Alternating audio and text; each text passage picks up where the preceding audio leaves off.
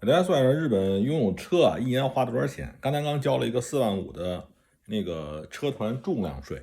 我那个是一个就是正常的轿车，就跟那个咱们国内的那个中型轿车差不多，帕萨特类似那种车吧。我是丰田的。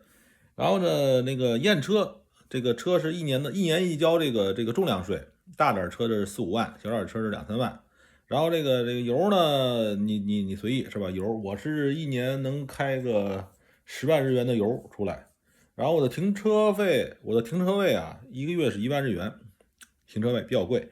然后呢，这个2年验车一次我花的是大概10万日元，平均一年5万，对吧？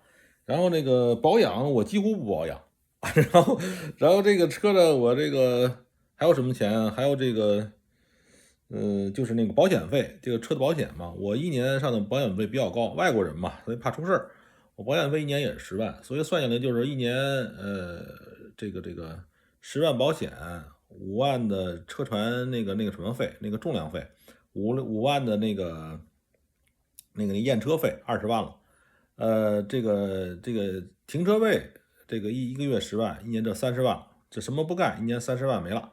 然后这个你车使油，我是开1万公里，一万公里现在是160多一升，就160多万。他说这车呢，就是正常开，还是不开不干活，一年就是40多万，快50万日元，就是车还是比较贵的吧。